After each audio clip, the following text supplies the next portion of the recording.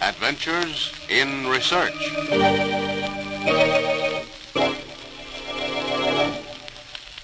Hear anything yet? Not yet, sir. Yes, that was it. That was the explosion. 1,000 miles away.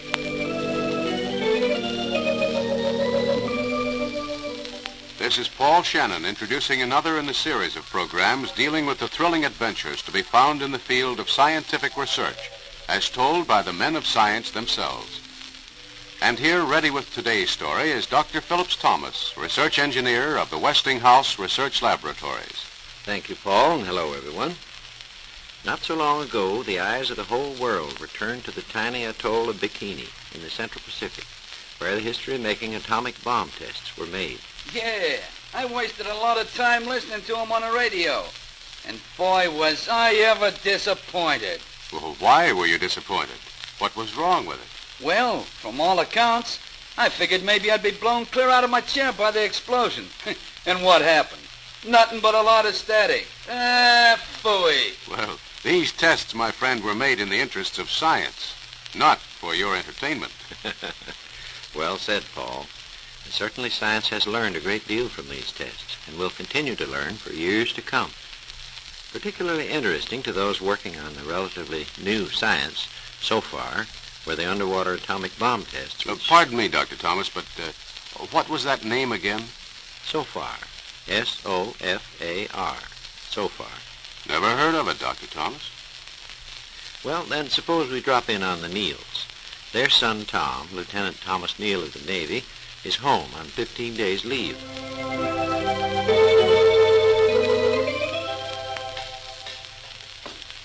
Oh, another piece of pie, Tom? How about another cup of coffee, son? Oh, thanks.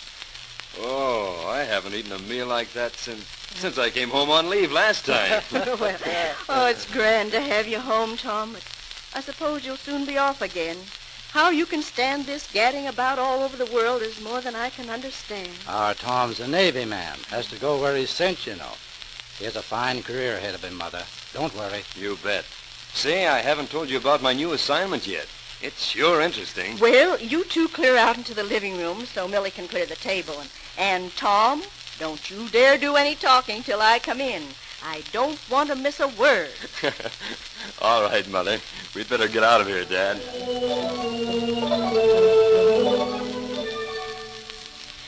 There.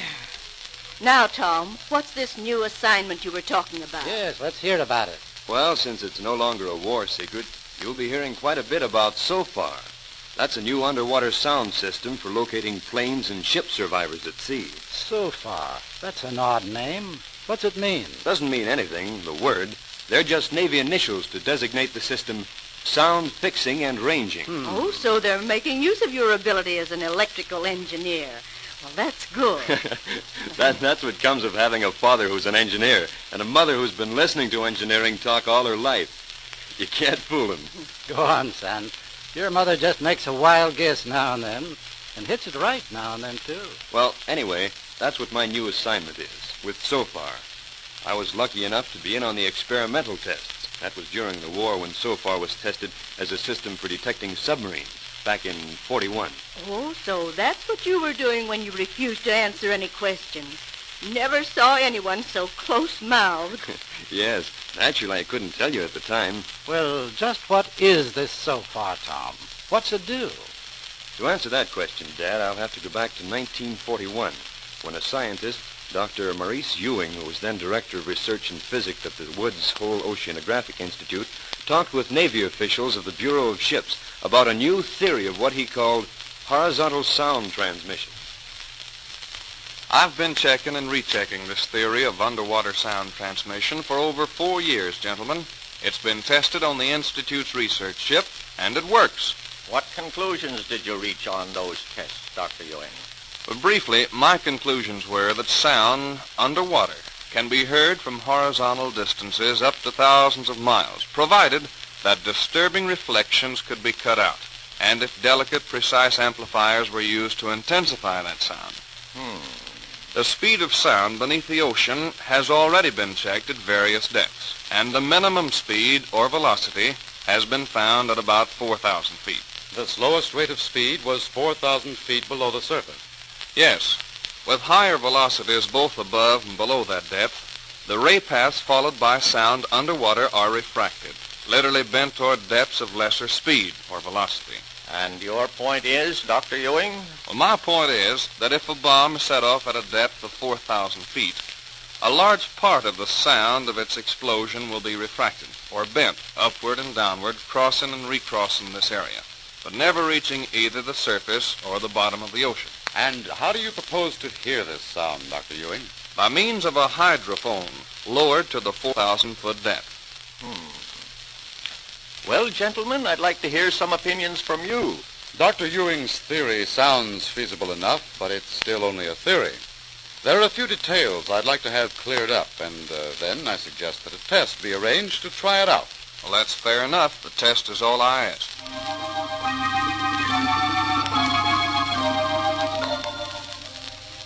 Well, the test was arranged.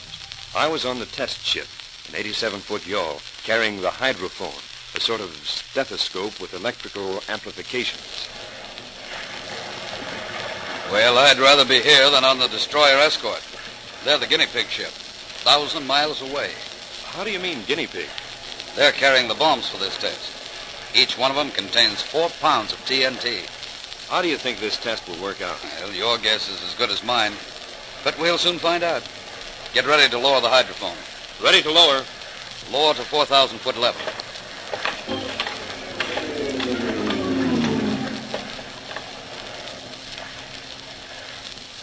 Anything come through yet? Not as yet. Seems we should hear... That's it. I heard the explosion. I'd never have believed it that a sound could travel underwater from 1,000 miles away.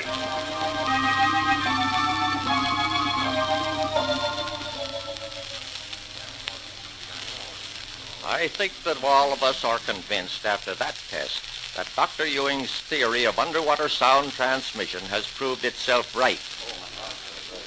However, I am of the opinion that more extensive tests are necessary to prove this theory beyond the shadow of a doubt. I suggest that arrangements be made to set up an experimental shore station to determine whether or not signals can be detected from various distances at sea.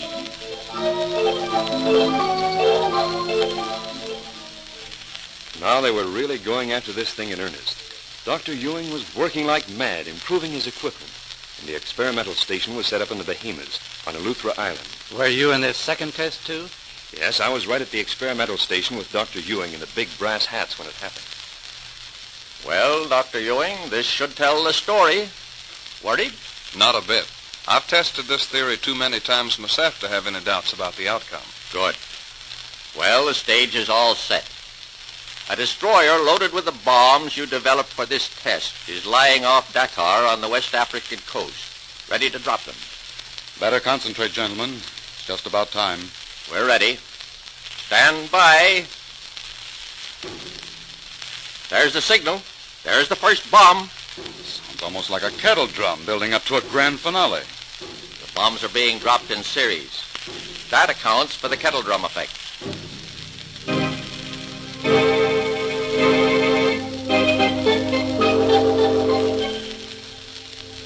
What's the timing for the series? 24 seconds, sir. Well, that checks with my time in 24 seconds. And the sound at the point of explosion lasts less than a second.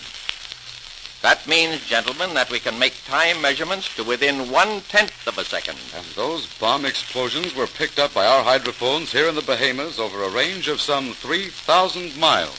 That's right, and no other natural or man-made sound has ever before been heard more than a fraction of that distance.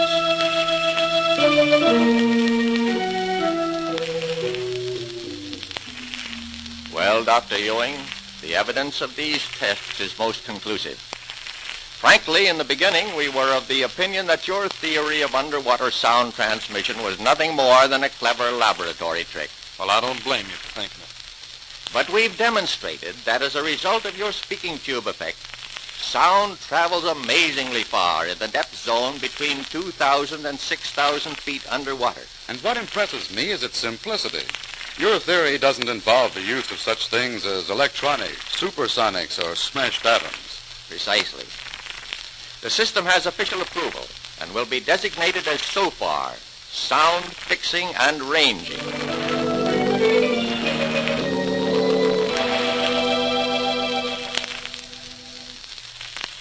Well, that was quite a triumph for this Dr. Ewing, wasn't it? Yes, but he really worked hard. Spent years of research and mathematical calculation before he even approached anybody with his theory. But son, now the war's over, how will this SOFAR be used? Is it any good in peacetime? Oh, yes, I should say it is. Its biggest job will be rescue work, locating men lost at sea from planes or ships. Oh, how will it do that? Well, it's a job for the shore stations, where 3 or more are listening for signals. Why, 3 or more stations? Suppose there are survivors of a shipwreck or a plane down at sea. They're in a life raft, say. Yes? The life raft is equipped with these special bombs, which are dropped into the ocean by the survivors. Now, the sound of the explosions are picked up by the shore stations, both by an amplifier and by a recording tape. New developments already, huh? Oh, yes. And then 3 or more stations simply radio the information to a central point, where, by checking charts and tables, the exact location of the explosion and the life raft can be made to within a square mile or so. Well, I never. Now, that's smart thinking. Sure. That's the triangulation method. Well, what does that mean? Question of timing by mathematical calculations. Means laying out and measuring of triangles. Pretty much like 3 men can fix the position of a thunderstorm by timing the lightning flashes and thunderclaps by triangulation. Comparing times that signals are received. Sure, that's the idea, Dad. Is that all this SOFAR is good for? Rescuing people? Seems to me it's doing a mighty big job, just rescuing people. Oh, well, I didn't mean it that way. I mean, does it have any other use? Oh, sure. According to Dr. Ewing, SOFAR can be a big help for locating unknown shoals. In fact, 2 uncharted shoals were discovered during the Bahama test. That might help prevent shipwrecks if those shoals can be discovered and charted. Sure. Another thing, SOFAR can be a big help in navigation. Why, Dr. Ewing claims that right now, SOFAR gives a more accurate fix than celestial navigation. Within a mile, he claims. Well, it all sounds as though this SOFAR might really amount to something and help scientists find out things they didn't know before. Think you'll like it, Tom? Sure, Mom. I'm tickled to death to be in the start, almost, of a new science. Or maybe I should say a new start on an old science, oceanography. Oh, you and your big words. I haven't the faintest idea half the time what you two are talking about. You go right ahead, and I'll see how Millie's getting along in the kitchen. You sold on this so far, son? You bet I am, Dad. You'll hear more about it as time goes by. You'll see. One thing I do know, SOFAR is going to help me in my job when my leave's up. What job is that, son? Why, we're going to make a survey charts of the bottom of the ocean.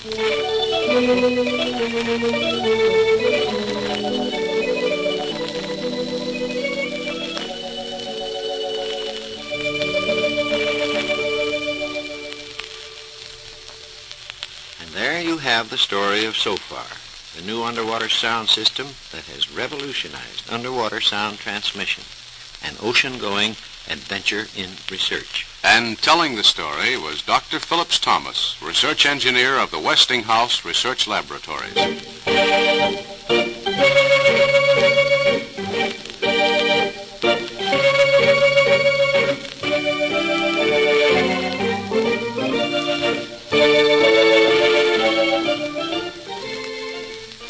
Join us again next week when Dr. Thomas will be back with another interesting story to tell on Adventures in Research.